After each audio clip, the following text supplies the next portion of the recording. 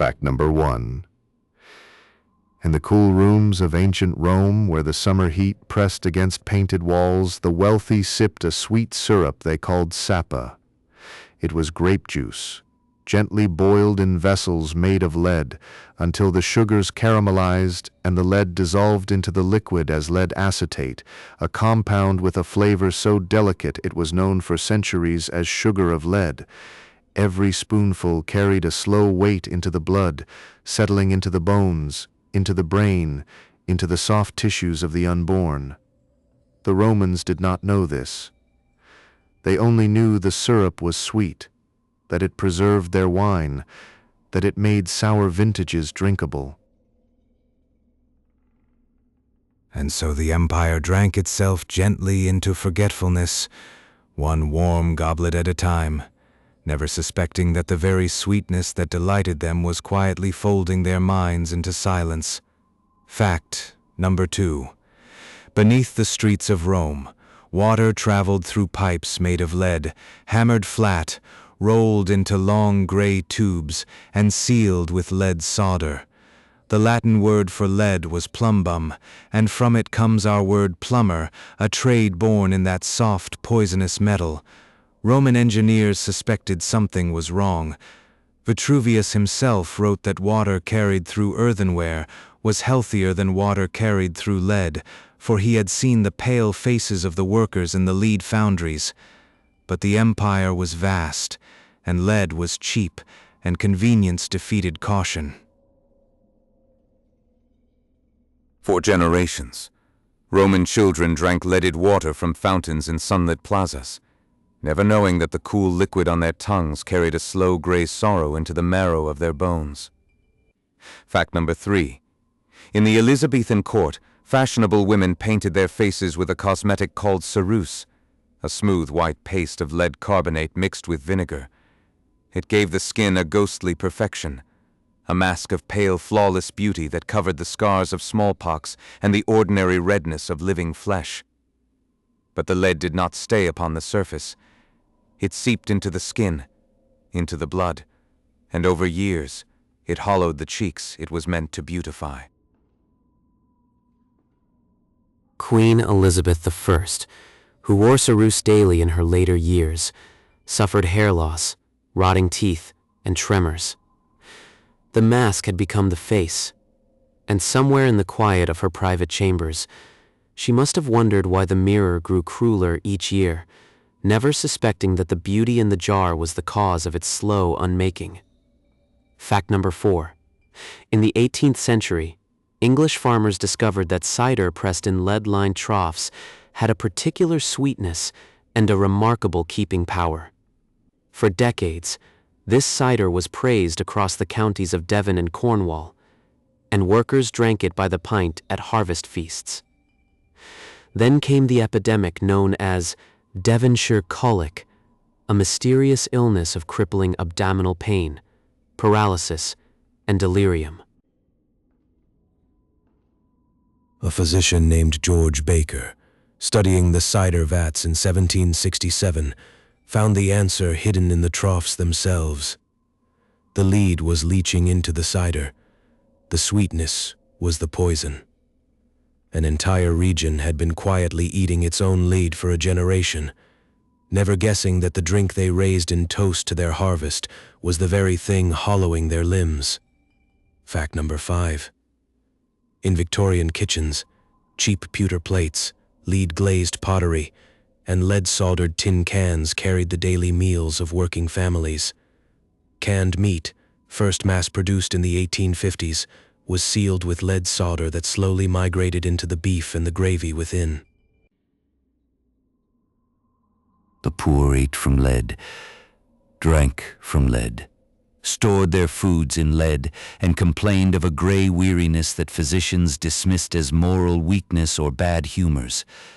No one yet understood that a metal could be a slow betrayer, that an element could hide for years in the bones before announcing itself. A generation of children grew up a little slower, a little duller, a little sadder, and no one could name what had taken them. The metal stayed silent, as it had always stayed silent, letting the blame fall elsewhere. Fact number 6.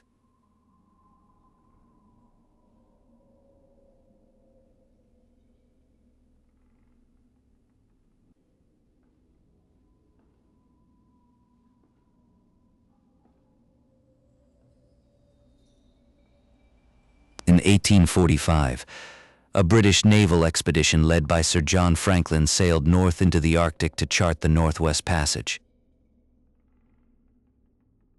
The ships carried thousands of tins of preserved food, sealed with seams of lead solder thick enough to poison an empire. Not a single man returned. When later expeditions found the scattered bones of Franklin's crew, modern analysis revealed enormous quantities of lead in their tissues. The sailors had been slowly poisoned by their own provisions, growing confused and paranoid as their minds dimmed in the endless polar night. They had set out to chart a passage to the other side of the world, and instead they had carried the cure for their hunger, which was also the cause of their dying, into a country of ice where no one could save them. Fact number 7. In early American medicine, a popular remedy called lead plaster was spread onto wounds, sores, and swellings. It was made of litharge, a lead oxide, cooked with olive oil until it formed a dark, soothing paste that seemed to draw pain from the flesh. Physicians applied it to ulcers on the legs of elderly patients, to boils upon the necks of laborers, to the tender skin of infants suffering from rashes. The paste did soothe in a manner because lead has mildly anesthetic properties. It also seeped steadily into the blood through every broken surface it touched. So the cure was always cooler than the wound, and the wound was always quieter after its visit, and the patient grew slowly more tired, and the physician wrote in his ledger that the treatment had been a success. Fact number 8. In 1868, French physicians described a condition they called saturnine gout, a painful joint disease caused not by rich food, but by chronic lead exposure. It afflicted painters, typesetters, plumbers, and wine tasters who tested for adulteration by taste alone. The lead accumulated silently in the kidneys and the joints, crystallizing into deposits that twisted fingers and swelled knees. Men who had spent their lives at respectable trades found themselves crippled in middle age, blamed for drinking too much wine or eating too much meat, when in truth they had been poisoned by their craft. They carried in their bones the weight of every letter they had set, every wall they had painted, every cup of wine they had tasted, unaware that each small act had added one more grain to the gray mountain inside them. Fact number 9. Until the 1970s, American children played in homes coated with lead paint, vibrant reds and yellows and whites built from pigments rich in the gray metal. Toddlers chewed on windowsills where the paint was sweet, as lead always is sweet, and crawled through dust that glittered invisibly with its presence. The consequences were hidden in the statistics of an entire generation. Quiet reductions in intelligence, difficulties with impulse and attention, rises in aggression, all traceable by researchers decades later to the silent blooms of lead in childhood blood. The paint had given the walls their color, but the color had taken something in exchange, something soft and unrecoverable from the minds of the children who had grown up inside those bright rooms. Fact number 10. In the 1920s, engineers at General Motors added tetraethyl lead to gasoline to reduce engine knocking, and the skies of the 20th century began to fill with an invisible gray mist that settled upon every field, every river, every city street on Earth. For more than 50 years, humanity drove on leaded fuel. Geochemists later found that polar ice cores from this period contained lead levels hundreds of times higher than pre-industrial layers. Every breath anyone took anywhere in the world carried a small ghost of that engineering decision. And so the oldest metal of medicine became the metal of motion, and the sweetness that had undone Rome drove the automobiles of an age, and the lesson of lead was learned once more, slowly, as all lessons of lead are learned.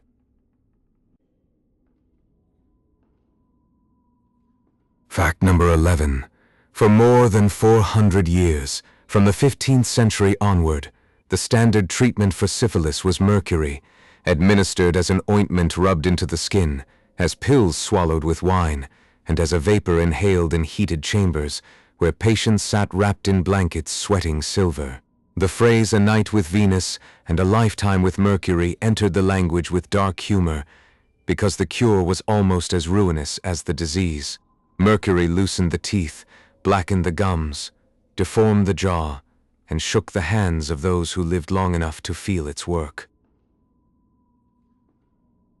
Still, the patients came, trusting that the trembling metal would drive out the French disease, never noticing that the physician who treated them had the same tremor in his own hand, the same gray line upon his own gums. Fact number 12.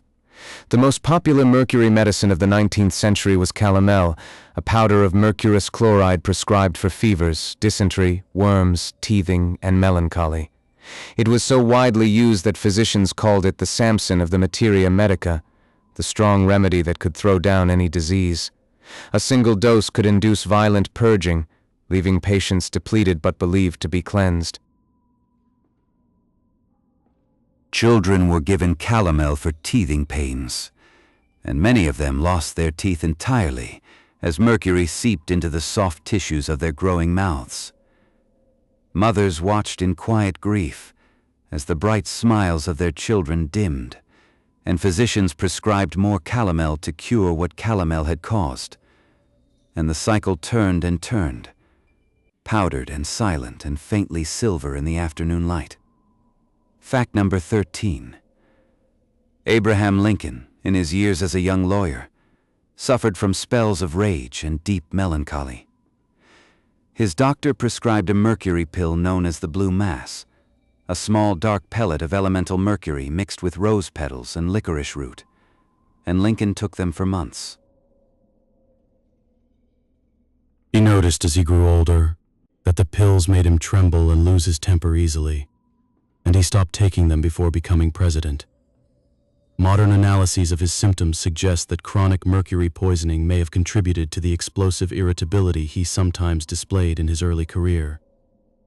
A future leader of a nation was slowly being unmade, pill by pill, by the very medicine meant to restore his balance, until he had the wisdom to set the pills aside and learn to carry his sorrow by other means. Fact number 14. In the 18th century, hatters used mercury nitrate to soften animal fur for felt, and the vapors filled their workshops for generations. The tremors, slurred speech, and paranoid outbursts that followed became so familiar they passed into language as the phrase "mad as a hatter." Lewis Carroll's Mad Hatter was a real clinical portrait, dressed up in teacups and riddles. Actual hatters shook so violently they could not hold their tools, and died young with ruined nervous systems, having given their minds to the shaping of fashionable hats for people who would never know their names. The hats went out into the world to sit upon the heads of gentlemen, and the hatters stayed behind, silvered and trembling, remembered only in a nursery rhyme and a child's fantasy. Fact number 15. In the 1800s, teething powders for infants often contained calomel, and parents dosed their babies at the first sign of a sore gum. A condition called pink disease or acrodynia spread through the nurseries of Britain and America, causing painful swelling of the hands and feet, hair loss, and in severe cases, death. Physicians puzzled over its cause for decades. It was only in the 1950s that researchers identified mercury as the culprit. The moment mercury was removed from teething powders, pink disease vanished from the wards as if it had never been.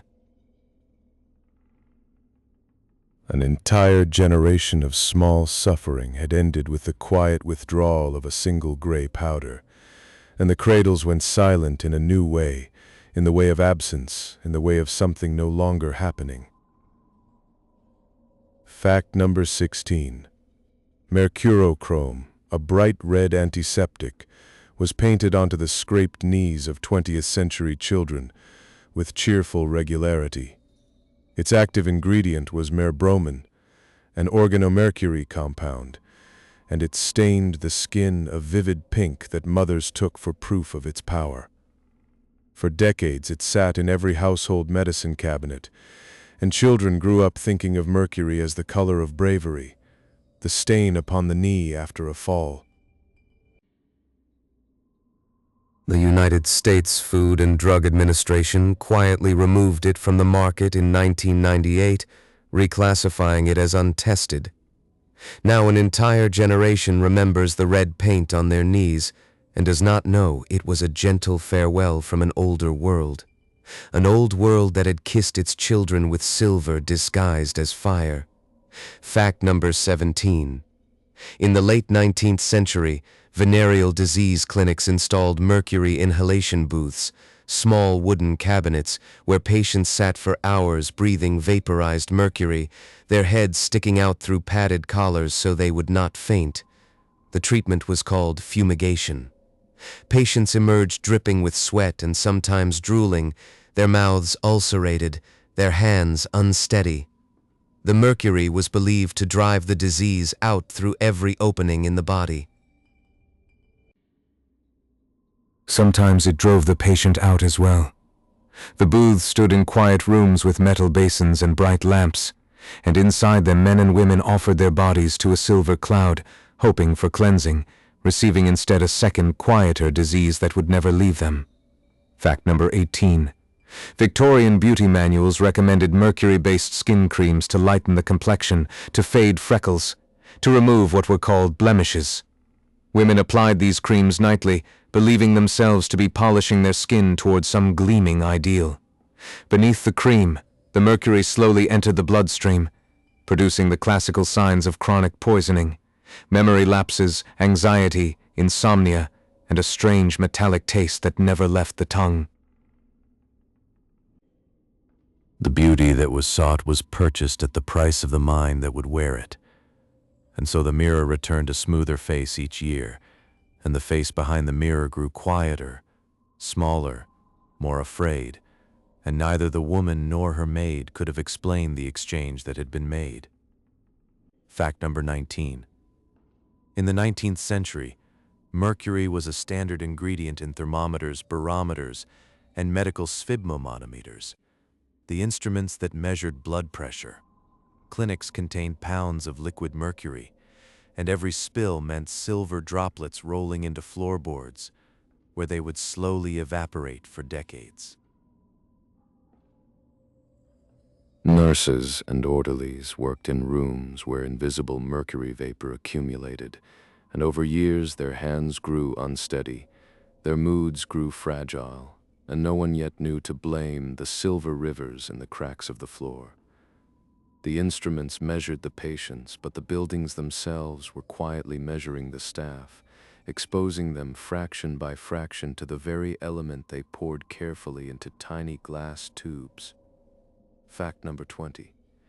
In 1740, the French physician Jean Estruc prescribed a mercury bath in which the patient was submerged up to the neck in a warm mercury compound for several hours a day. A young nobleman treated this way for syphilis lost all his teeth within a week, but was declared cured since he no longer had lesions. The cure and the curse had merely traded places. The syphilis was driven into dormancy while the mercury inscribed its name upon the body, a different disease wearing the robes of recovery, a different darkness standing in the doorway where the old one had stood, and the physician closed his ledger with satisfaction, having replaced one slow death with another, and the young man walked out into the cold Parisian afternoon smiling a gapped and metallic smile that would shine faintly in candlelight for the rest of his shortened life.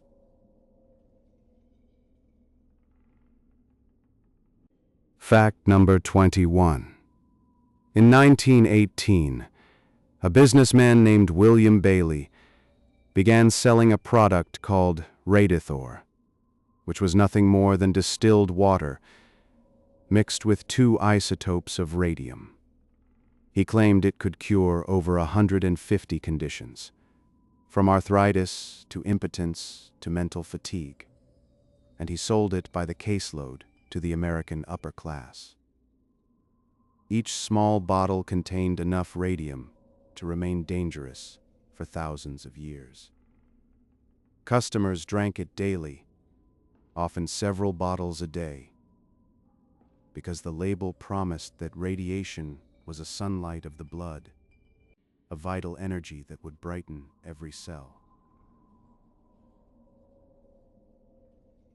They believed they were drinking health itself, drinking the modern age, drinking science in liquid form, when in truth they were drinking something that would never leave them, something that would shine faintly inside their bones long after their bodies had returned to the earth.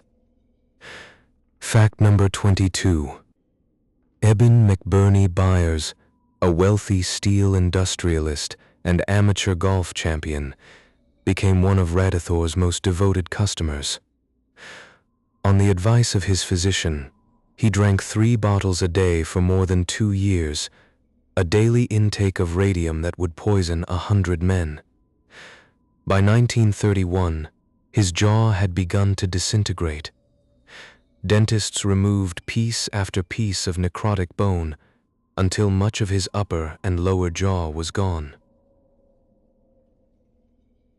When he died in 1932, his body was so radioactive that he had to be buried in a lead-lined coffin to protect future investigators.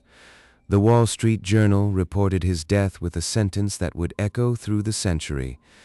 The radium water worked fine until his jaw came off. It was an epitaph for an entire era of confidence, written in the quiet formality of a financial newspaper. Fact number 23. In the 1910s and 20s, a paint known as Undark glowed in the dark because it contained radium mixed with zinc sulfide.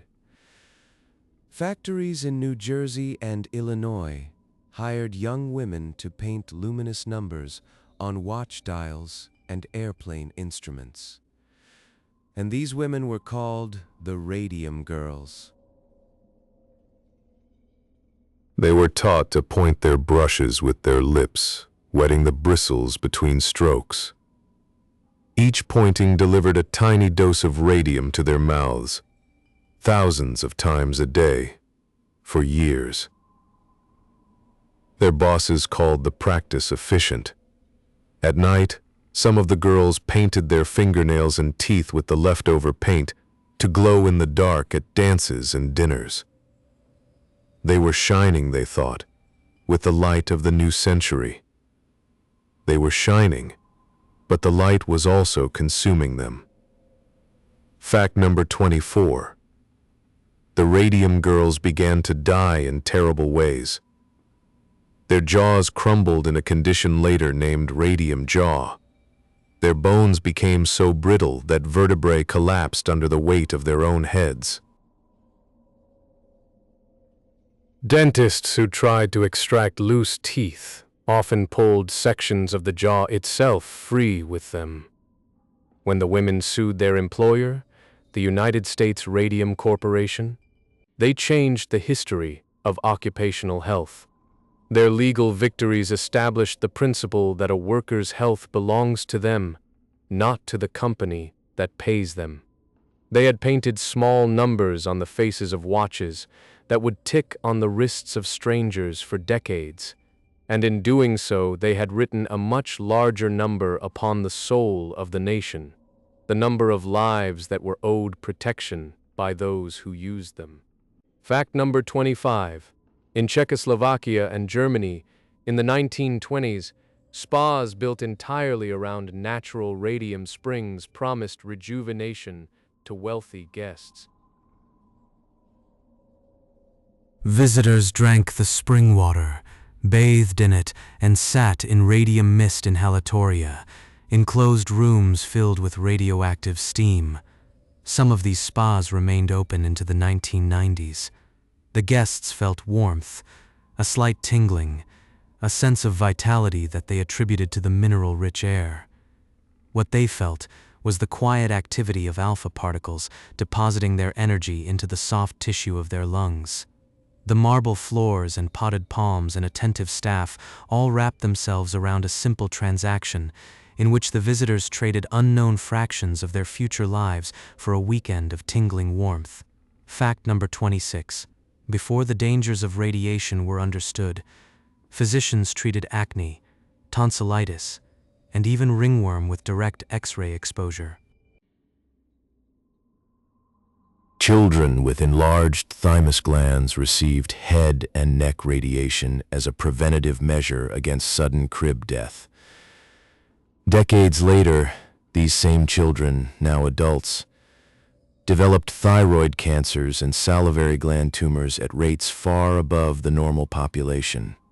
The treatment that had been meant to prevent one sorrow had quietly planted another, which germinated only when the recipient was old enough to have forgotten the beams of their childhood. In clinic archives, the photographs of those small patients lying beneath the heavy apparatus remain, their eyes closed, their hands folded, trusting as only children can trust, unaware that the whirring machine above them was writing a letter to be opened many years hence. Fact number 27. A product called the Radia, sold in France in the 1930s, was a cosmetic cream containing thorium chloride and radium bromide. It promised to brighten the skin, reduce wrinkles, and restore a youthful glow. The advertisements featured radiant women bathed in imagined light. Women across Paris applied the Radia nightly for years, believing that the newest science had finally delivered a beauty that came from within.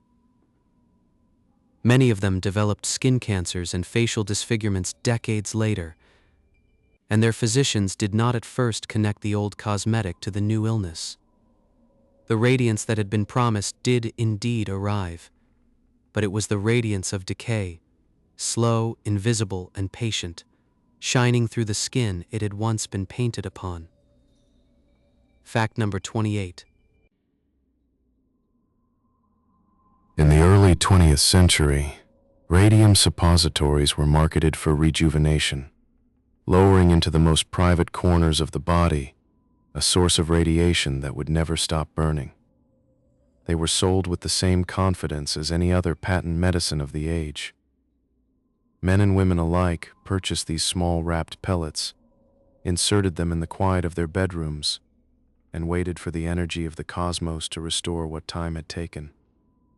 What they received instead was a small internal wound that never healed.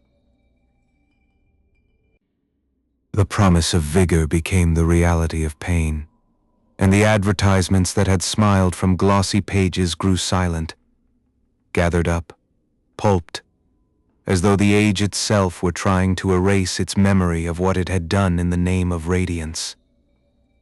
Fact number 29. Marie Curie, who first isolated radium and polonium, carried test tubes of radioactive material in her pockets and kept them in her desk drawers, where at night they cast a faint blue glow in the darkness. She described this light in her notebooks with something close to love. She died in 1934 of aplastic anemia caused by her long exposure. Her notebooks, a century later, remain so radioactive that they are stored in lead-lined boxes, and researchers who wish to read them must sign a liability waiver. The words she wrote are safe to read, but the pages that hold them, remember the hands that touched them. Remember them so fiercely that the remembering itself has become a danger. Fact number 30. In the 1950s, shoe stores across America installed fluoroscopes called footoscopes, which used X-rays to show how a child's foot fit inside a new shoe. Children placed their feet into the machine, parents peered through viewers, and the tiny bones of the growing foot appeared as glowing silver branches. Many children received dozens of these exposures over a childhood of new shoes. The effects on their long-term health remain difficult to trace precisely because the doses were scattered and the stores are long since closed.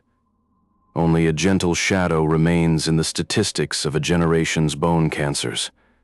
A parent, seeking to buy a slightly better fit for a growing foot, had been convinced by modernity that this small convenience was worth the slight hum of a machine whose full meaning even its salesman did not understand.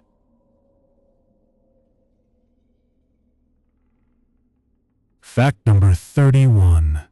When Coca-Cola was first formulated in Atlanta in 1886, it contained an extract of coca leaves, the same plant from which cocaine is derived.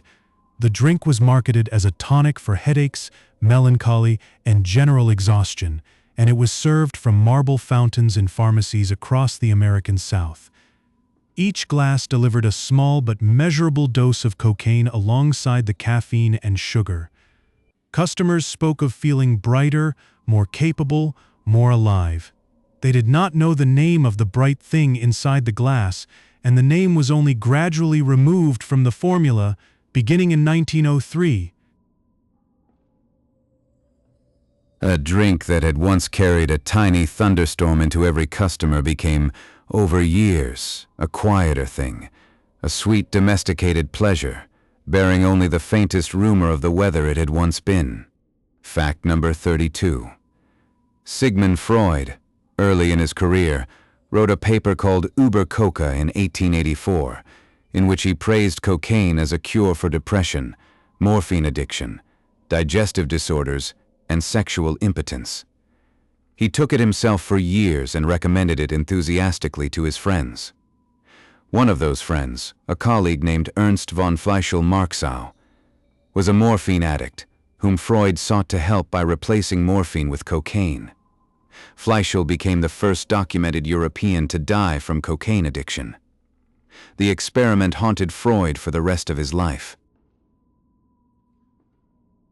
He learned that a cure which borrows its relief from the same machinery the disease uses can only trade one occupancy for another, and that the quiet rooms of the self are not to be liberated by simply changing the tenant. Fact number 33. Sherlock Holmes, Arthur Conan Doyle's great fictional detective, injected himself with a 7% solution of cocaine whenever his mind was idle. The habit appeared in the very first novel, and it was based on the widespread practice of the time. Many real physicians carried similar syringes in their medical bags. In 1880, cocaine was sold in elegant glass ampoules for home injection, advertised as a remedy for exhaustion, for shyness, for the mild melancholy of modern life. Families kept it in the drawer alongside headache powders and cough syrups. A fictional detective and his creator, and the readers who followed them, shared the unspoken assumption that the mind could be sharpened by a small silver needle, and it would take a generation of shattered men to teach the world otherwise.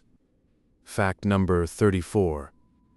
In 1884, a Viennese ophthalmologist named Karl Kohler discovered that cocaine could numb the surface of the eye, making delicate eye surgery possible for the first time in history. It was a genuine medical breakthrough, and cocaine remains, in certain narrow uses, a legitimate anesthetic today.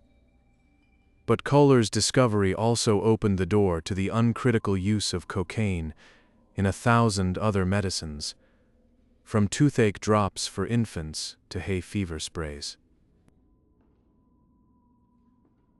Legitimate surgery became the respectable sibling of a vast family of unregulated tonics. The good that the drug could do walked arm in arm with the harm it would cause, and for many decades no one tried very hard to separate them because they wore the same coat and answered to the same name. Fact number 35. Cocaine toothache drops, marketed especially for children, were sold by the Lloyd Manufacturing Company in the 1880s. The advertising showed a smiling boy and girl playing happily in a garden, promising instantaneous cure. One dose reliably ended a toothache because it briefly ended a great deal else. Mothers administered these drops to crying children and watched in wonder as the sobbing stopped within seconds. The children, calmed, sometimes fell strangely silent, and many returned to their cribs to sleep in a way that no lullaby had ever achieved. The mothers thought they had found a miracle, and in a sense they had, but the miracle they had found was the quieting of a small nervous system by a substance no child should ever meet, offered at a cheerful price from a friendly counter. Fact number 36. Vin Mariani, a French wine fortified with coca leaf extract, was drunk by Pope Leo XIII, who awarded its inventor a Vatican gold medal. Thomas Edison, Queen Victoria, Jules Verne, and Arthur Conan Doyle all endorsed it, lending their famous names to its reputation. Advertisements featured testimonials from generals and poets, and the wine was served at respectable dinner parties throughout Europe. It was considered a tonic, a restorative, a gentle encouragement for the overworked mind of the modern age. An entire cultural elite sipped quietly at a glass that would one day be understood to contain something far stronger than wine, and they felt themselves merely cultured, merely refreshed, unaware that the gentle warmth in their chests had a name that the next century would come to fear. Fact number 37. William Halsted, the brilliant founder of the Johns Hopkins Hospital and one of the fathers of modern surgery, became addicted to cocaine during his own experiments with it as a nerve block anesthetic.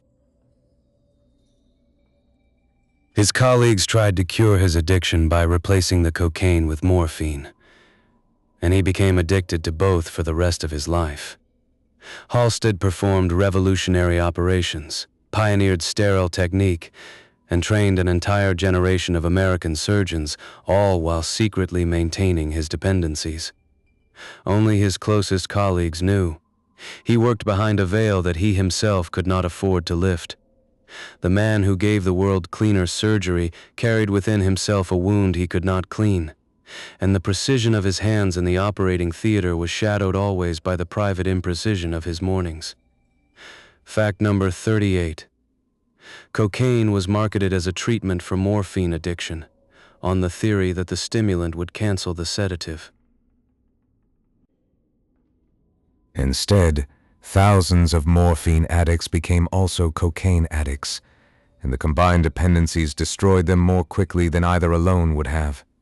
The first reported double addiction cases appeared in medical journals in the 1880s, described in tones of surprised clinical concern, as if no one had imagined that two poisons might simply share the same patient, rather than neutralize each other within him.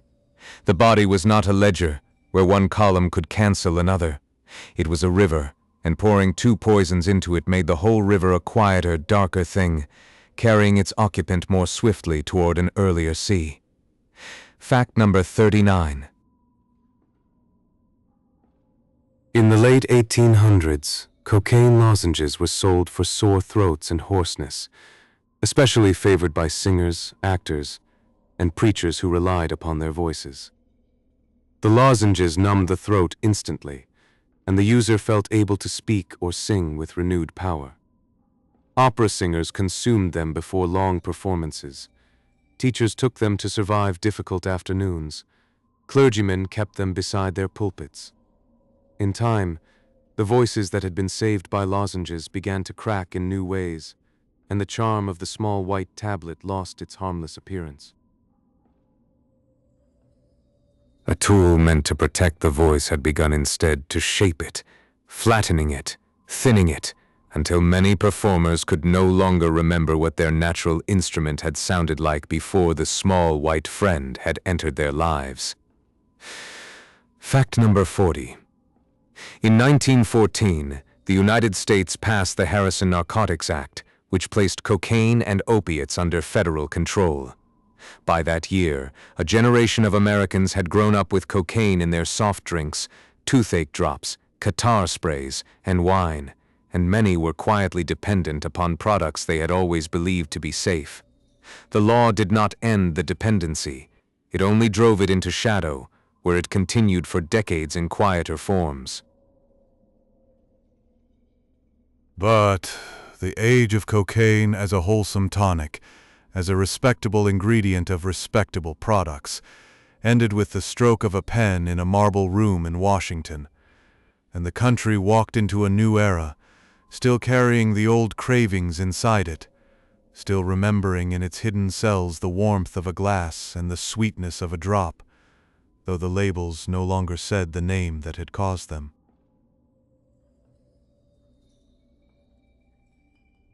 Fact number 41.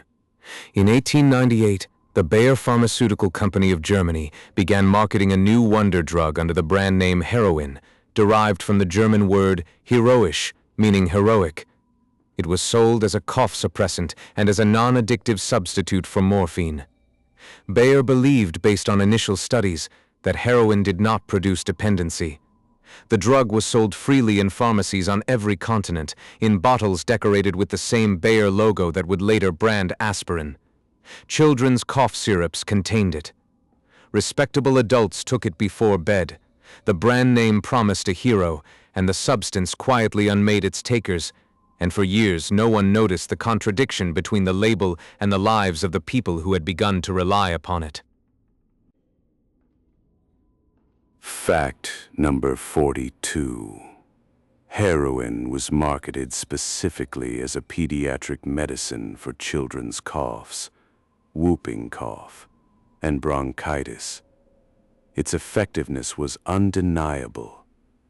A few drops would quiet even the most persistent cough within minutes, and families passed restful nights they had long believed impossible. The children slept deeply, sometimes too deeply, and grew accustomed to the syrup their parents had kept on the kitchen shelf.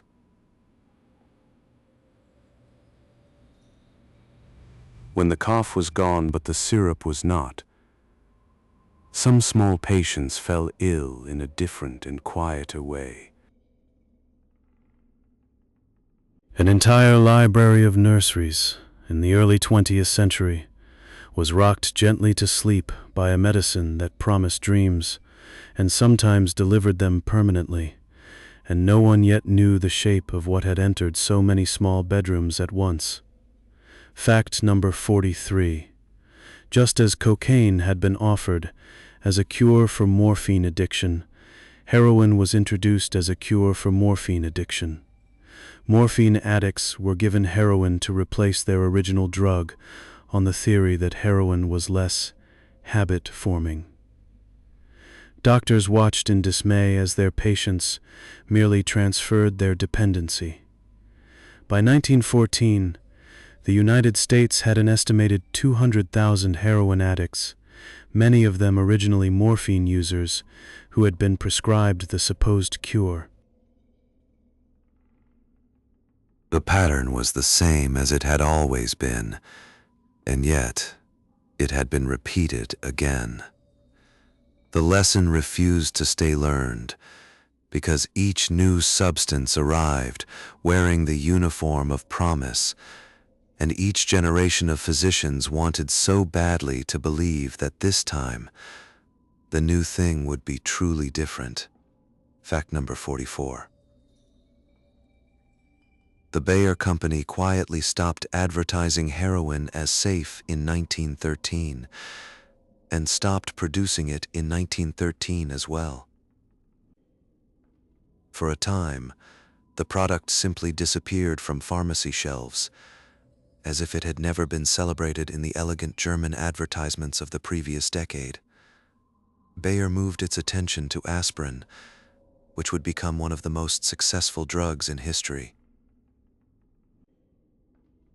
The company's heroin years were rarely mentioned again, though the existing supplies of heroin cough syrup remained in household medicine cabinets for years afterward. The logo on the bottle had not changed, but the meaning of the logo had shifted forever, and the family that opened the cupboard on a cold winter night took out a bottle whose quiet history they would never fully learn. Fact number 45. In 1898, the Merck Manual of Medical Information listed heroin as the recommended treatment for coughs, bronchitis, asthma, and tuberculosis. Physicians followed the manual faithfully, prescribing heroin to consumptive patients by the thousands, believing they were easing suffering in the only way available. The patients did indeed cough less. They also slept more, ate less, moved less, and faded with a speed that some physicians attributed to the severity of the disease itself, rather than to the medicine meant to treat it. Between the illness and the remedy there was by then very little distance, and the family gathered at the bedside wept equally for both, unable to tell which was carrying their loved one away, until in the end it no longer mattered. Fact number 46. A popular home remedy called glycoheroin was sold in the United States well into the 1920s, even after federal regulations had begun to restrict opiates. It was advertised as a safe, effective cough syrup for the entire family, and it contained a significant dose of heroin in every spoonful. Mothers poured it into silver spoons and administered it with the same confident gesture they used for any other tonic. The coughing stopped. The child slept. The mother crossed the task from her mental list and returned to the kitchen, believing a small healing had occurred. The household remained quiet, and the bottle remained on the shelf, and no one yet knew that what had entered that house was something that would not wholly leave, for the child remembered it somewhere deeper than memory goes. Fact number 47. In 1924, the United States Congress banned the import and manufacture of heroin entirely. Within a decade, a black market sprang up to replace the legal supply, and heroin addiction moved from the pharmacy into the alley, from the label into the anonymous envelope. The legal infrastructure that had once stood around heroin, with its brand names and its careful dosing, collapsed, and in its place grew a shadow industry of unreliable purity and desperate prices. The disease that had been created in pharmacies was now treated in police stations. The medicine had changed its clothes but not its shape, and the people who suffered from it were now blamed for the suffering, though they had first encountered the substance on a clean shelf in a friendly shop beneath a sign that had said pharmacy. Fact number 48.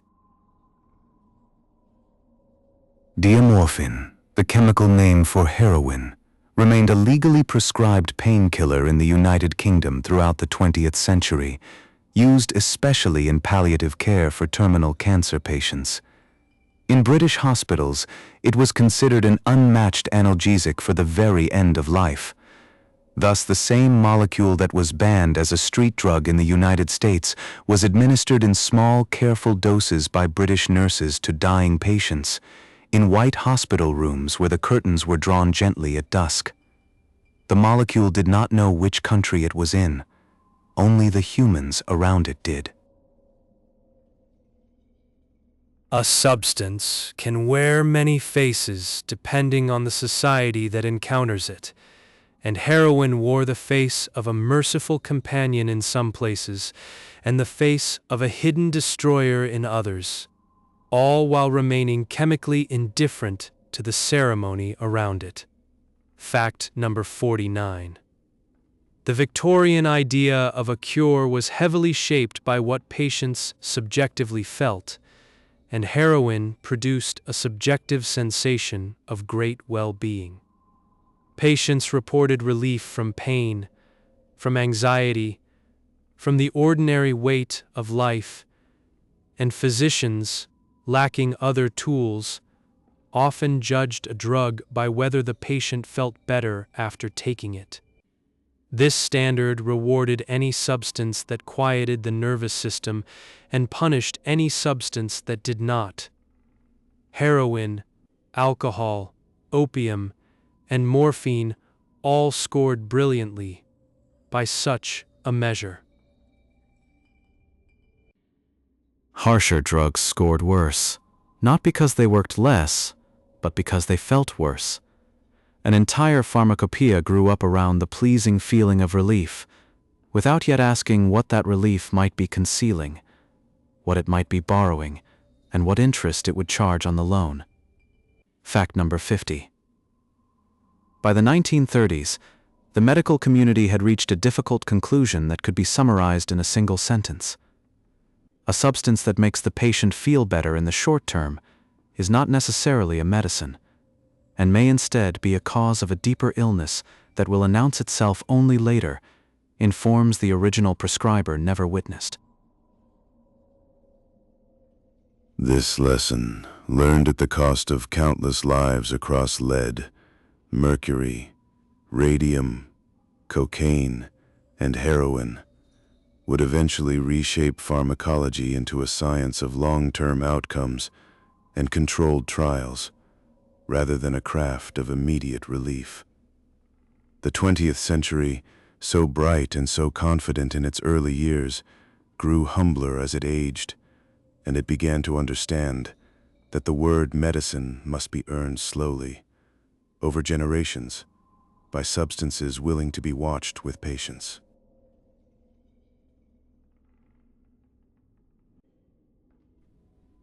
Fact number 51. Fowler's solution, introduced in 1786 by the English physician Thomas Fowler, was a tonic containing potassium arsenite dissolved in flavored water. It was prescribed for malaria, fever, asthma, psoriasis, anemia, rheumatism, and general weakness, and it remained on pharmacy shelves until the 1950s. Each spoonful delivered a measurable dose of arsenic, and patients took it daily for months or even years. Some felt a surge of energy in the early weeks, a phenomenon later understood to result from the body's initial. A tonic was given to children for anemia and to women for pale skin, and bottles of it stood in thousands of medicine cabinets in London, in Boston, in Calcutta, in every corner of the empire that England had made, and the sun that had not yet set upon it. Fact number 52. In the region of Styria, in what is now Austria, peasants in the 19th century were known as arsenic eaters, because they consumed small pieces of crystalline arsenic, sometimes called hydri, to strengthen their lungs for breathing mountain air and to give their skin a rosy glow. They began with tiny doses and gradually increased the amount, developing a remarkable tolerance that would have killed an unaccustomed person. Travelers marveled at their ability to swallow what would have been a lethal dose for anyone else, and scientific expeditions came to study them. But the arsenic eaters died young, their faces unnaturally smooth, their bodies unnaturally strong, until suddenly, one day, they were simply gone, as if the metal they had courted had taken what was due all at once, rather than in the usual small installments. Fact number 53.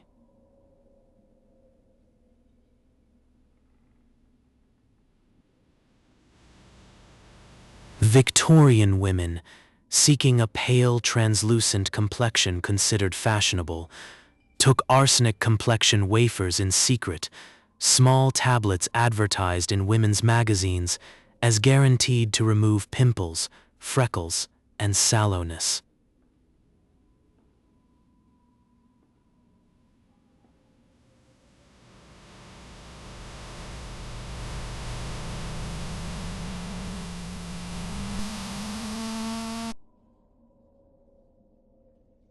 It produced, in effect, a chemical anemia dressed as beauty, and women congratulated themselves on their new, elegant paleness while secretly wondering why they felt so constantly tired. The mirror agreed that they had become more beautiful, and the body disagreed that they had become more well, and the argument between them could not be settled because only one of them had a voice the age was willing to hear. Fact number 54. In 1858, a sweet shop in Bradford, England, sold humbugs that accidentally contained 80 pounds of arsenic trioxide instead of the intended plaster of Paris filler. The sweets were eaten throughout the city before anyone realized the mistake, and at least 20 people died, with more than 200 falling gravely ill. The Bradford sweets poisoning helped drive the passage of the Pharmacy Act of 1868, one of the first British laws to regulate the sale of poisons. For the first time, certain substances could be sold only by qualified pharmacists to identified buyers. It took a city of small coffins to teach a nation that the friendly counter of a sweet shop was not always separate from the friendly counter of a chemist, and that the line between confection and catastrophe was sometimes only a clerk's careless afternoon. Fact number 55. Arsenic was for centuries the favorite poison of murderers because it was nearly tasteless, colorless when dissolved, and mimicked the symptoms of cholera, a common natural disease. It could be purchased easily at any chemist for use as rat poison, and households often kept small packets beside the kitchen stove. The poisoner had only to tip a portion of the household's own rat powder into the evening soup, and when the victim died with stomach cramps and vomiting, the local doctor would sign the death certificate listing cholera as the cause.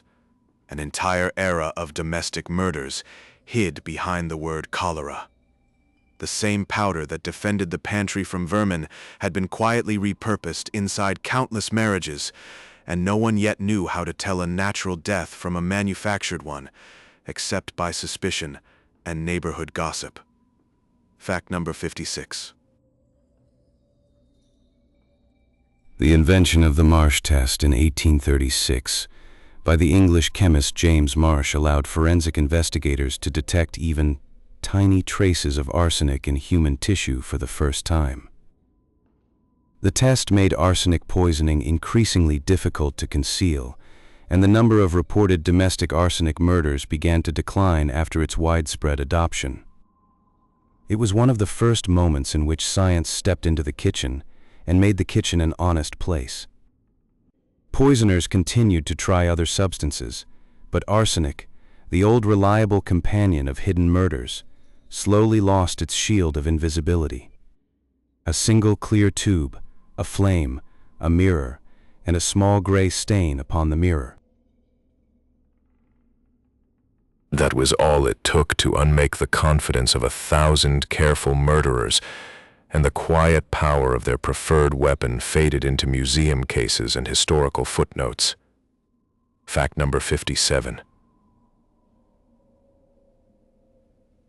In the late 19th century, wallpaper dyed with arsenic-based pigments, especially the vivid green called Scheele's green and its successor Paris green, covered the walls of Victorian homes.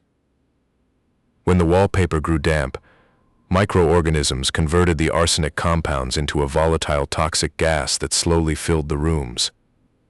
Families in richly decorated houses grew mysteriously ill, particularly children sleeping in nurseries papered in bright green floral patterns. Physicians spoke of malarial vapors or of bad drains, never suspecting the cheerful walls themselves. Napoleon Bonaparte, exiled to St. Helena, lived out his final years in a house papered in arsenic green, and some modern historians believe that the damp tropical climate slowly released arsenic vapor that contributed to his death in 1821. The walls had been loyal to the emperor only up to a point. Fact number 58. Salvarsan, discovered in 1909 by the German scientist Paul Ehrlich, was a compound of arsenic and became the first effective treatment for syphilis, replacing mercury at last. Ehrlich called it a magic bullet because it seemed to target the disease without killing the patient entirely. Salvarsan did cure many cases of syphilis, and it marked the beginning of modern chemotherapy. But it also caused severe side effects, including liver damage, and in some patients, death from the treatment itself. The magic bullet sometimes missed its target by a small but fatal margin. The history of medicine often moves forward in exactly this manner, through a compound that is almost right, that heals most of the patients it touches, and quietly buries the others, leaving behind a grateful memory in some households and a different memory in others. Fact number 59. Arsenic was used in agriculture as a pesticide well into the 20th century, sprayed on apple and cherry orchards as lead arsenate. Residues remained on the fruit sold in markets, and families who washed their apples under cold water rarely removed all of it. The children ate the fruit and the arsenic together in small, invisible quantities. The cumulative effects of this exposure on public health are difficult to measure precisely, but soil samples from former orchards still show elevated arsenic levels decades after the last spray was applied. The earth remembers what the fruit has long since forgotten. A bright red apple offered to a child as a simple, wholesome snack was in certain decades carrying within it a small chemical whisper that neither the parent nor the grocer could hear, and the whisper accumulated across countless afternoons into something no single afternoon had intended. Fact number 60. In Bangladesh, beginning in the 1970s, international aid organizations helped install millions of tube wells to provide clean drinking water to rural villages. The wells successfully avoided the bacterial contamination that had plagued surface water, but they tapped into groundwater naturally rich in arsenic. The largest mass poisoning in human history followed. By the 1990s, tens of millions of Bangladeshis were drinking arsenic-contaminated water daily.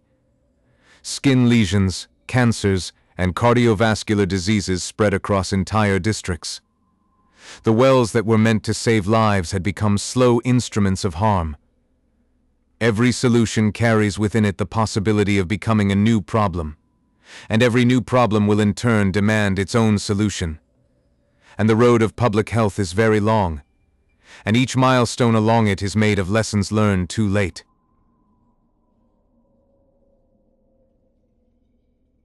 Fact number 61. Strychnine, extracted from the seeds of the Strychnos nux vomica tree, was for more than a century prescribed as a nerve tonic and general stimulant. It was said to strengthen the heart, sharpen the senses, restore appetite, and rouse the lethargic patient into fresh engagement with life. At therapeutic doses, strychnine causes mild muscle tension and heightened reflexes. At slightly higher doses, it causes uncontrollable convulsions, arched backs, locked jaws, and death by suffocation as the breathing muscles seize. The distance between medicine and murder was, for strychnine, remarkably small. And yet physicians prescribed it with confidence, placing the small bitter tablets into tidy paper envelopes, knowing that a mistake in counting would not forgive them, trusting the precision of their arithmetic more than the mercy of the molecule. Fact number 62. In the 1904 Olympic Games in St. Louis, the American marathon runner Thomas Hicks was given a dose of strychnine mixed with brandy and raw egg whites during the race itself, administered by his coaches as a performance enhancer. He staggered across the finish line hallucinating and nearly died, but he won the gold medal. Strychnine was considered a legitimate performance-enhancing substance for athletes at the time, prescribed openly by team physicians. It was thought to stimulate the central nervous system and delay exhaustion, which it did, in a manner approximately equivalent to holding a lit match under the runner for the final mile. The medal was carried home to great celebration, and the story was told in admiring newspaper columns, and only slowly did the world come to understand that the line between victory and fatality had been crossed in both directions by a single milligram. Fact number 63. Easton's syrup, a Victorian tonic combining strychnine, iron, and quinine, was one of the most widely prescribed medicines in the British Empire. It was given to convalescents recovering from fever, to children judged too thin, to soldiers returning from campaign, and to anyone believed to require a lift of spirit. The syrup produced a distinct feeling of alertness and appetite, which was taken as proof of its efficacy. Generations grew up with the taste of Easton's syrup on their tongues, and many remembered it fondly as the medicine that had helped them recover from childhood illness. It had indeed helped them recover, in the sense that it had occupied the space of recovery with its own chemical imitation of vitality, a borrowed liveliness that the body repaid afterward, quietly, in small installments of exhaustion that no one thought to trace. Fact number 64. The famous stimulant known as nux vomica was prescribed by both orthodox and homeopathic physicians throughout the 19th century. Homeopathic preparations diluted the strychnine to near non-existence, while orthodox physicians prescribed it in therapeutic doses that sat only a single careful digit away from lethal ones. Patients reported improved digestion, sharper appetite, and a sense of clarity after meals. What they were experiencing was the early activation of the nervous system by a molecule that, in slightly greater quantity, would have stopped their breathing entirely. And yet the bottles sat in respectable cabinets, and the physicians spoke of nux vomica in respectful tones, and the tiny powders went down with dinner wine, and the world continued to turn, held together by the narrowest of chemical accidents. Fact number 65. In the 19th century, strychnine was a common ingredient in mail-order patent medicines, sold as cures for everything from paralysis to impotence. The Sears catalog of the 1890s offered at least a dozen such tonics, each promising miraculous restoration to the exhausted modern man. The bottles were shipped through the mail in plain brown paper, arrived at small rural post offices, and were carried home by men who believed they had finally found the answer to their quiet weariness. Some of them died at their kitchen tables, convulsed by the miracle they had ordered. The catalog came out each year with new promises, and the post offices grew thicker with packages, and the prairie wind blew past the small farmhouse windows while inside, a man and a bottle met for the first, and sometimes the last time. Fact number 66. Agatha Christie, who had worked as a pharmacist during the First World War, used strychnine as the murder weapon in her first published novel, The Mysterious Affair at Styles, in 1920. She knew the drug intimately from her dispensary work and described its effects with chilling accuracy. Her novels helped shape public awareness of the dangers of household poisons, and in the decades that followed, strychnine gradually lost its place in the legitimate medicine cabinet. The pharmacist who had counted tablets in a white coat had become the storyteller who taught a generation to fear them. A single bitter crystal moved from the shelf to the page and back to the shelf again, travels a longer journey than most, and arrives at last in a quiet pharmacy where no one is any longer willing to sell it across the counter. Fact number 67. Strychnine was, for a time, included in tonics given to infants to stimulate the appetite. Parents who despaired of getting their thin children to eat would administer a few drops of strychnine syrup before meals, and the children, their nervous systems aroused by the molecule, would indeed eat more vigorously. Some of these children developed persistent tremors, sleep disturbances, and nervous conditions that were attributed to their temperaments, rather than to the daily small poisonings across the dinner table.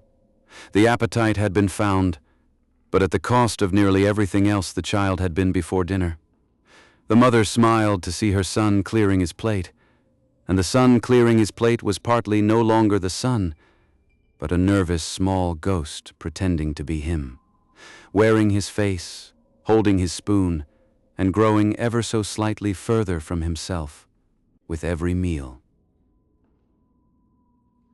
Fact number 68. The use of strychnine as a cardiac stimulant in emergency medicine continued into the 1950s.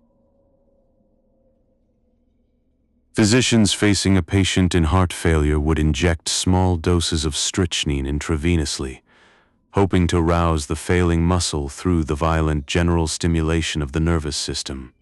It sometimes worked, in the sense that it sometimes produced a surge of apparent vitality in a dying patient. But many patients died of the injection itself. Their hearts stopped not by the original illness, but by the convulsion that had been offered as rescue. When modern cardiac drugs finally replaced strychnine in the emergency kit, an older generation of physicians remembered with quiet unease the desperate injections they had given, knowing now that some of them had been not cures, but second executions. Fact number 69.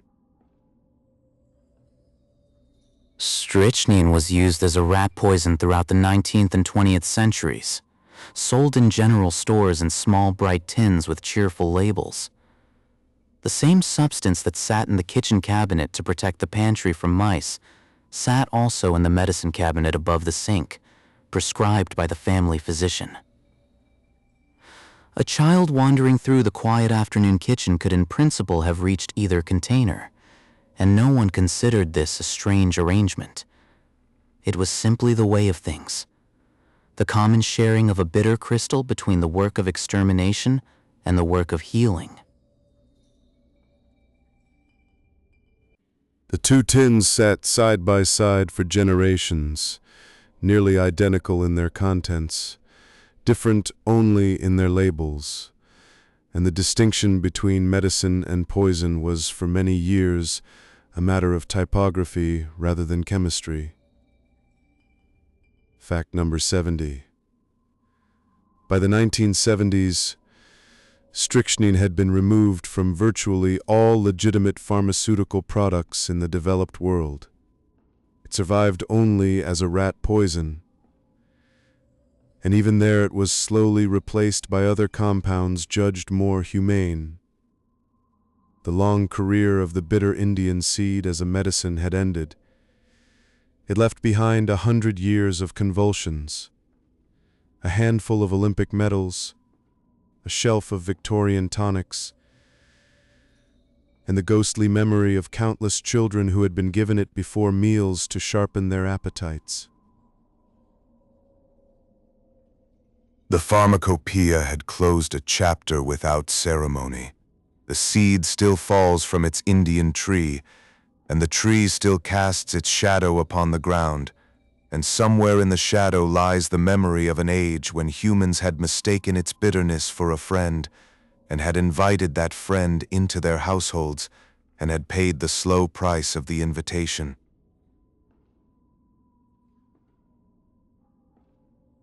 Fact number 71. Laudanum was a tincture of opium dissolved in alcohol, first formulated in the 16th century by Paracelsus and refined into a standard preparation by the English physician Thomas Sydenham in the 1660s. It was prescribed for pain, cough, diarrhea, anxiety, insomnia, and nearly every other human affliction that admitted of relief. For more than 3 centuries, laudanum sat in the medicine cabinet of every literate family in the English-speaking world. Parents administered it to teething children. Soldiers carried it into battle. Poets drank it for inspiration. And widows sipped it in the evening to soften their grief.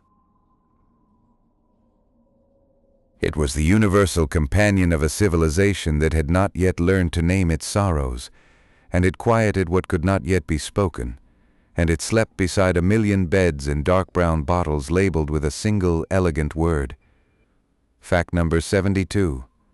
The English poet Samuel Taylor Coleridge began using laudanum to treat rheumatic pain and facial neuralgia, and he became deeply addicted. His masterpiece Kubla Khan was, by his own account, composed during a laudanum dream, and he woke to find the images still vivid, writing them down before a visitor interrupted him. The addiction dominated his later life. He produced less, quarreled with friends, and spent years trying unsuccessfully to break the habit.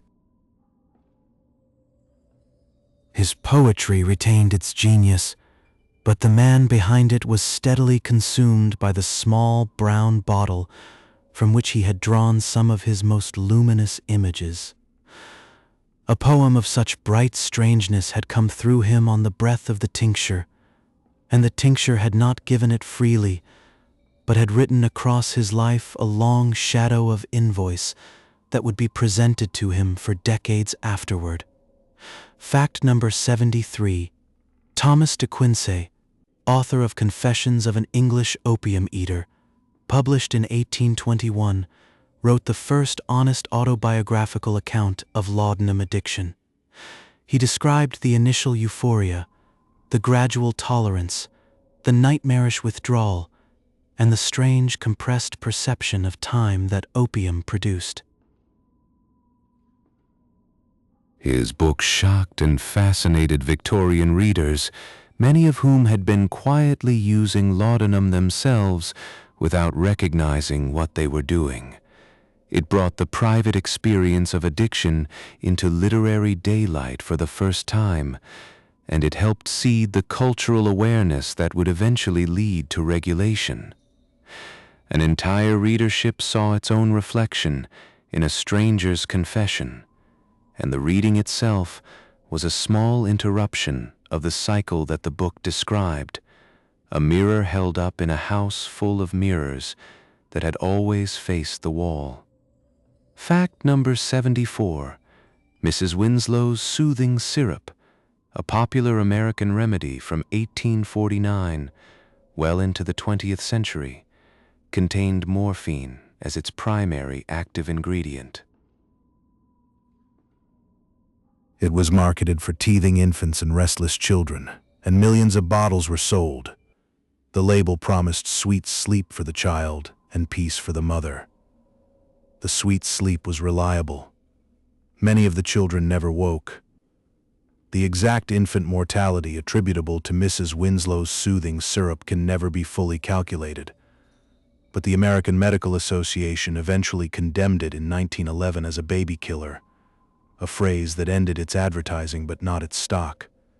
An ordinary kitchen shelf, an ordinary silver spoon, an ordinary crying child, and an extraordinary absence the following morning.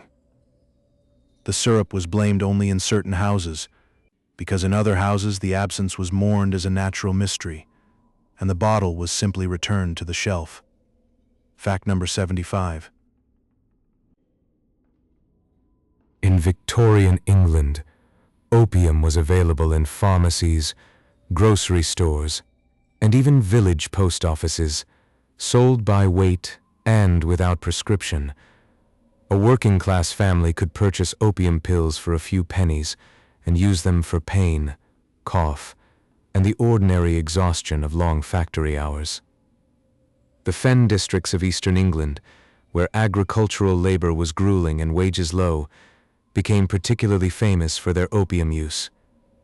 Local mothers dosed their infants so that they could leave them safely while working the fields, and whole villages slipped quietly into communal dependency. The smokehouses and cottages and pubs all held the same small brown pills in jars behind the counter, and the workers carried them in their pockets as routinely as they carried their lunch, and the gentle quiet of the fens on a summer afternoon was in part the quiet of a population that had collectively decided not to feel. Fact number 76. Elizabeth Barrett Browning, the Victorian poet, began using laudanum in adolescence for a chronic lung ailment and continued for the rest of her life. Her poetry often drew upon the dreamlike compression that opium produced, and her letters describe her daily dose with a matter-of-factness that would shock a modern reader. Her marriage to Robert Browning and her escape to Italy gave her years of relative happiness, but the laudanum accompanied her throughout, and some scholars believe her early death at 55 was hastened by decades of opium use. Her love sonnets and her small brown bottle were written from the same life. The beauty of her words and the quiet weight of her dependency shared the same desk, the same Italian afternoon, the same beloved husband sitting nearby, and the line between what nourished her art and what depleted her body ran invisibly through every poem she wrote. Fact number 77. Chlorodyne, a Victorian medicine invented in 1848, combined morphine, cannabis tincture, and chloroform. It was sold as a cure for cholera, diarrhea, insomnia, neuralgia, and virtually any other complaint, and it remained available in British pharmacies in slightly modified form into the late 20th century. Chlorodyne's mixture of 3 powerful depressants produced spectacular short-term relief and an equally spectacular ease of overdose. Death certificates of the late Victorian period record a steady trickle of fatalities from ordinary household doses of the beloved brown tonic. Within a single bottle sat 3 different descendants of the poppy and the hemp and the volatile ether, all meeting one another inside the patient's body, and the meeting was often an amicable one that ended with the patient not rising from bed the following morning. Fact number 78. In the late Victorian era, the growing awareness of opium addiction led to the founding of several inebriate asylums, specialized institutions for the treatment of those addicted to alcohol or opiates. Patients could be committed for months or years, often under pressure from their families. These asylums attempted to cure addiction through a combination of isolation, enforced abstinence, religious counseling, and sometimes further drugs such as bromides or even morphine itself, used as a tapering agent. The success rates were modest, but they represented the first institutional recognition that addiction was a medical condition rather than a moral failure. Behind the high walls of those quiet country retreats, men and women walked the gravel paths and tried to remember who they had been before the small brown bottle had entered their rooms, and some of them succeeded, and some of them did not. Fact number 79.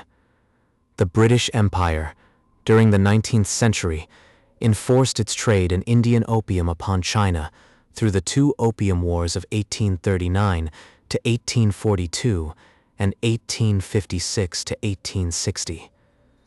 The wars were fought to compel the Chinese government to accept British opium imports, which had created tens of millions of addicts across the Chinese population. The moral contradictions of the empire were on full display. British officials decried domestic opium use at home while forcibly expanding it abroad for profit. The consequences for China lasted into the 20th century. and the memory of those wars still shapes modern Chinese political thought.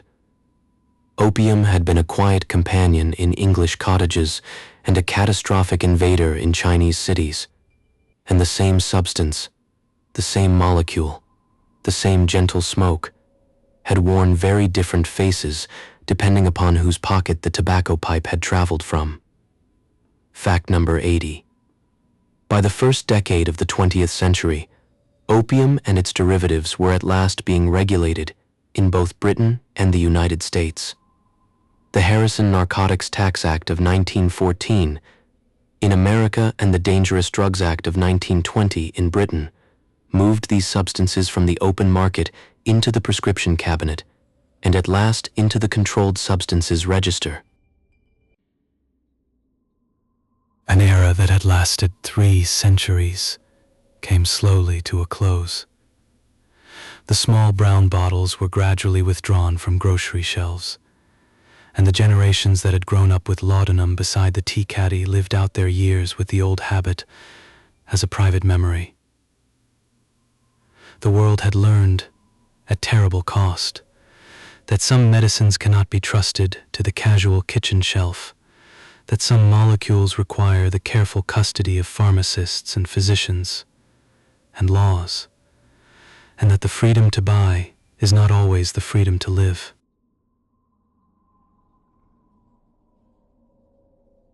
Fact number 81. For more than 2,000 years, from ancient Greece into the late 19th century, bloodletting was considered a foundational medical treatment. Physicians believed that illness resulted from an imbalance of the 4 humors, and that draining a measured amount of blood would restore harmony. Lancets, scarifiers, and leeches were standard equipment in every medical bag. The practice persisted despite the absence of evidence that it worked. It was confirmed by anecdote, by authority, by the comforting sense that something dramatic had been done. Patients who survived their illnesses attributed their recovery to the bleeding, and patients who did not survive were presumed beyond all help. A stream of warm red liquid collected in a shallow white bowl, afternoon after afternoon, century after century, and in that bowl lay the patient's presumed wellness, flowing away on the advice of the most learned men of every age. Fact number 82.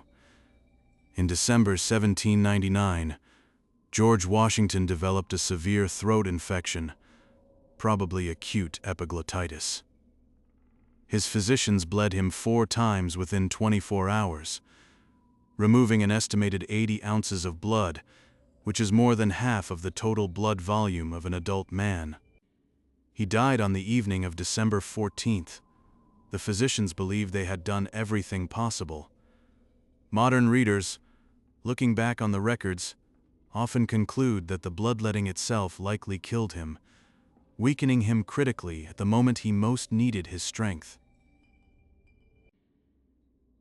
The former President of the United States had been bled to death by his own devoted doctors. The small white basin, carried from the bedside on trembling hands, held within it the final energies of a man who had founded a nation, and the physicians washed the basin in the morning, not knowing that what they had poured out had been the very life they were paid to preserve. Fact number 83. Benjamin Rush, a signer of the Declaration of Independence and the most influential American physician of his generation, believed so strongly in heroic bloodletting that during the yellow fever epidemic of 1793 in Philadelphia, he bled patients until they fainted, arguing that the loss of consciousness was itself curative. Rush sincerely believed he was saving lives. Medical historians now estimate that his aggressive treatment probably killed many of the patients it was meant to help. He was celebrated in his lifetime and condemned by later generations, and both judgments were sincere. A man may build a nation with one hand and harm his patients with the other, and the 2 hands may belong to the same sincere and tireless soul, and history, looking back, must try to weigh both the building and the harming in the same reluctant scale. Fact number 84. The medicinal leech, Hirudo medicinalis, was so widely used in 19th century medicine that France alone imported more than 40 million leeches per year in the 1830s. Leech farms across Europe raised them by the millions, and shipments crossed the Channel daily. The leech population was eventually reduced to near extinction in many European wetlands by overharvesting.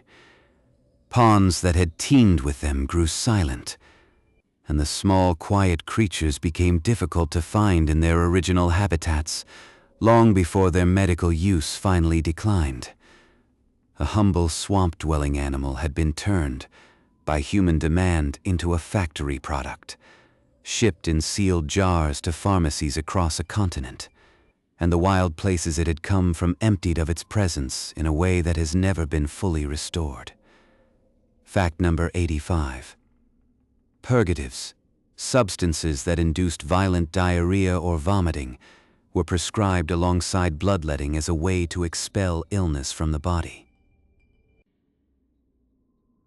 Common purgatives included calomel, jalap, and castor oil, and patients were often purged until they were too weak to stand. The cure was measured in the amount of suffering it produced. Physicians called this heroic medicine, and the hero in question was usually the physician, whose willingness to administer harsh treatments was considered a mark of professional courage. The patient was the occasion of the heroism, not the judge of it. A person who was already weak from illness would be made weaker still, and the weakness itself would be interpreted as progress, as evidence that the bad humors were being driven out, as a sign of the cure's success, rather than as a sign of the body's exhaustion.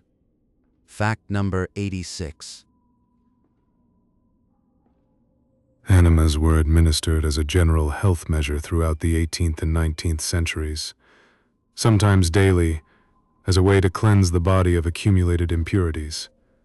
Fashionable households in Louis XIV's France averaged multiple enemas per week, and dedicated servants were trained for their administration. The enemas could be made from warm water, milk, coffee, wine, or tobacco smoke, depending on the desired effect. Tobacco smoke enemas, in particular, were used in emergency medicine to revive drowning victims, on the theory that the nicotine would stimulate the failing nervous system. Along the banks of rivers and canals, public rescue kits hung from hooks throughout the 18th century, each equipped with a bellows and a tube and instructions, so that citizens could administer a last, desperate, smoky breath to those pulled cold from the water. Fact number 87.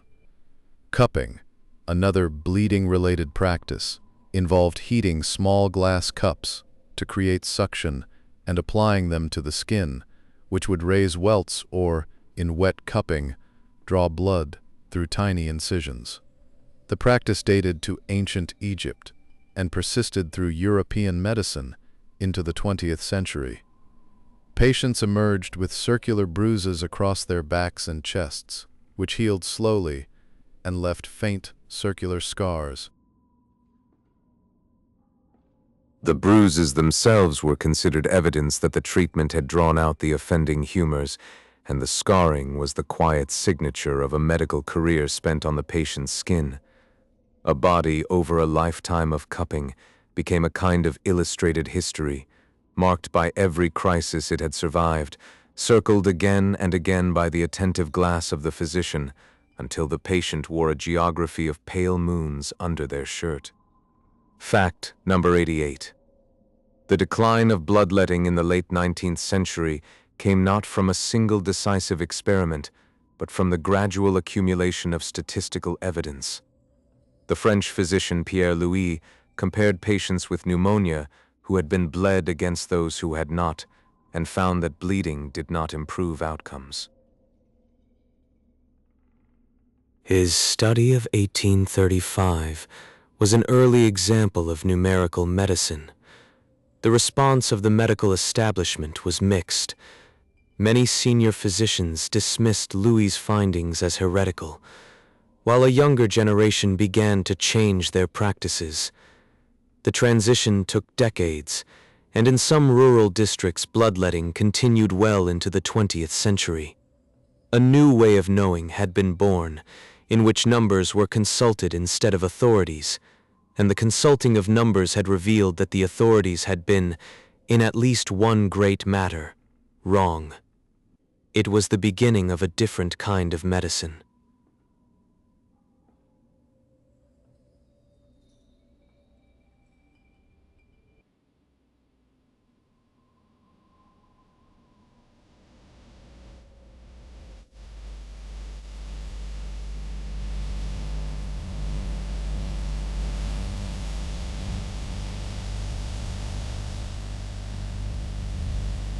What then Robison?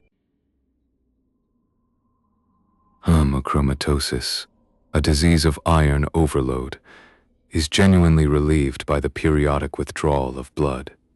And so the oldest treatment in medicine has found a narrow, legitimate modern home. Leeches, too, have returned to modern medicine in limited roles, used after reconstructive surgery to relieve blood congestion in reattached limbs. The humble creatures of the old pond have taken their place in the modern operating theater, useful in ways the ancient humoral theorists never suspected. The past is not always wholly wrong. Sometimes its tools survive into the present, stripped of their old theories and given new ones, and the humble leech and the small lancet sit once more upon the clinician's tray, quietly vindicated within the narrow place that truly belongs to them. Fact number 90. The great lesson of the bloodletting centuries, learned slowly and at enormous cost, was that confidence is not evidence, that tradition is not truth, and that the most respected treatments in the world can continue for 2,000 years without ever having done any good. The lesson took medicine to the edge of humility. From that humility grew the modern clinical trial, the placebo-controlled study, the randomized comparison. These inventions were not inevitable. They were born of the realization that even the most learned physicians, for millennia, had been quietly harming their patients while calling it care. The white basin of blood has been replaced by the clean white page of the statistical analysis, and the leech in the jar has been replaced by the random number table, and the cure we now trust is not the one that feels most decisive, but the one that has survived the coldest and fairest comparison we can devise.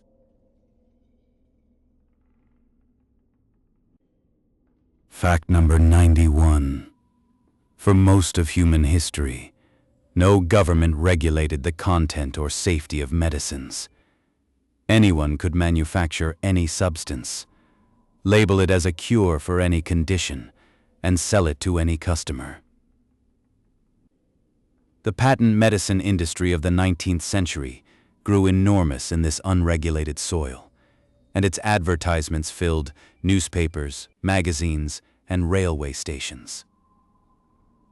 Some tonics were merely useless, sugared water with exotic names. Others contained opium, cocaine, alcohol, arsenic, or mercury in quantities that would shock a modern pharmacist.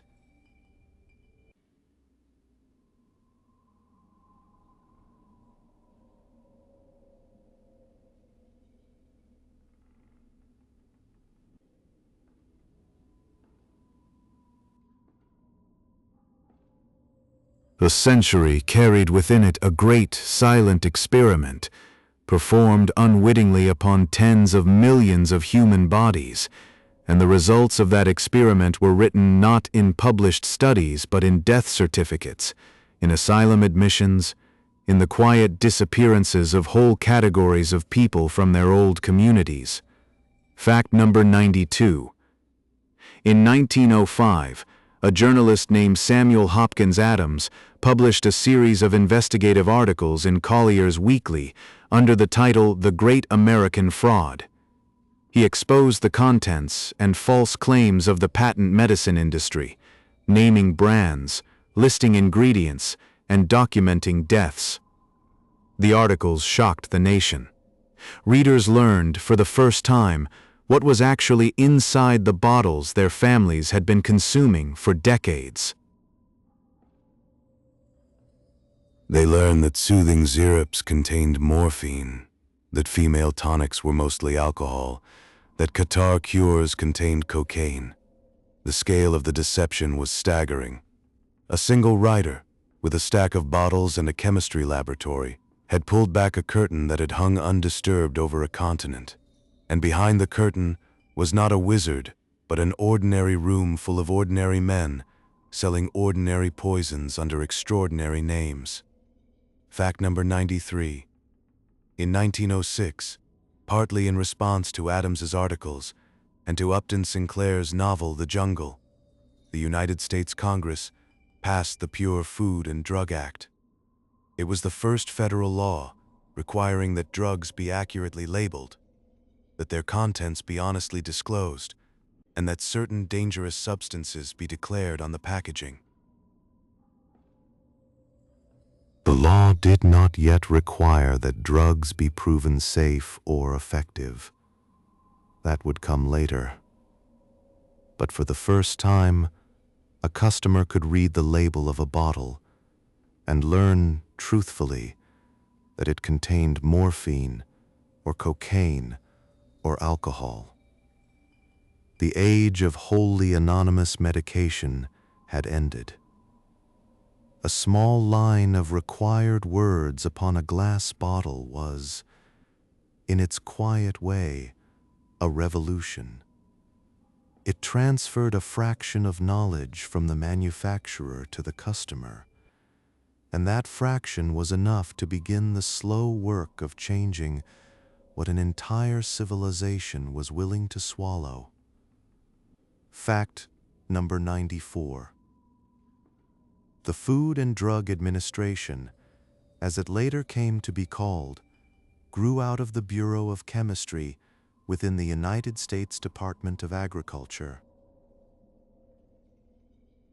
Its early director, Harvey Washington Wiley, conducted human experiments using volunteers he called the Poison Squad, who consumed food preservatives in measured doses so that their effects could be observed. The volunteers were young government employees who dined together 3 times a day in a special room at the Department of Agriculture. Their meals carefully prepared with doses of borax, salicylic acid, benzoic acid, formaldehyde, and other common preservatives.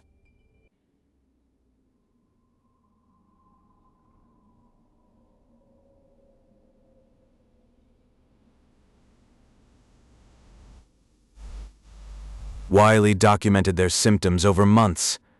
The results of the Poison Squad studies helped establish the scientific basis for food safety regulation, and the cheerful young men who had volunteered, eating their measured meals under the fluorescent lights of a government cafeteria, became unlikely founders of a modern protection that would shelter generations unknown to them. Fact number 95.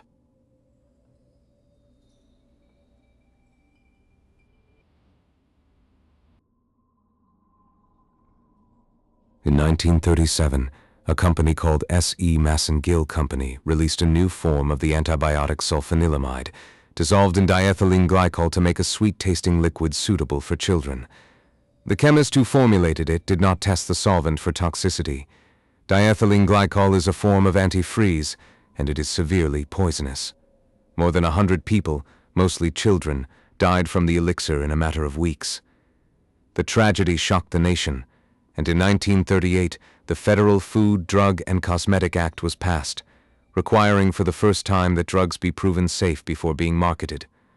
The law that still governs American pharmaceuticals today grew directly from those deaths.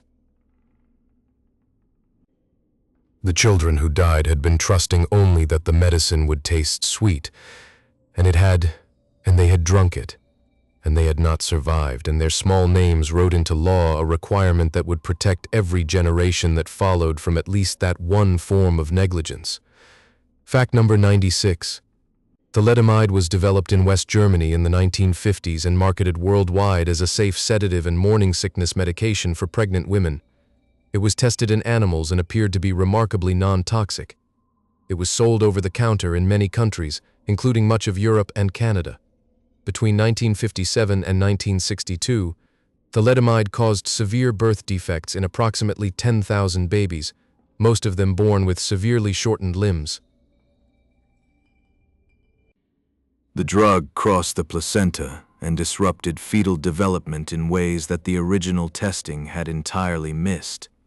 A medicine that had been advertised specifically for the comfort of pregnancy had reshaped the lives of tens of thousands of families, and the children born with its signature grew up to become adult advocates, teaching a later generation what the earlier generation had refused to imagine. Fact number 97. In the United States, thalidomide was never approved because an FDA medical officer named Francis Oldham Kelsey refused to authorize it without further safety data, despite enormous pressure from the drug's American distributor. Her caution spared American families from the worst of the disaster that unfolded in Europe. Kelsey was awarded the President's Award for Distinguished Federal Civilian Service by John F. Kennedy in 1962, an honor given to a public servant who had prevented a tragedy that would otherwise have become invisible in the statistics of normal everyday life. The absence she had created was the truest monument. Sometimes the greatest accomplishments of a career are the things that did not happen, the children who were not harmed, the families who did not know they had been saved, and the quiet office in which a single careful decision was made against the current of impatient pressure. Fact number 98.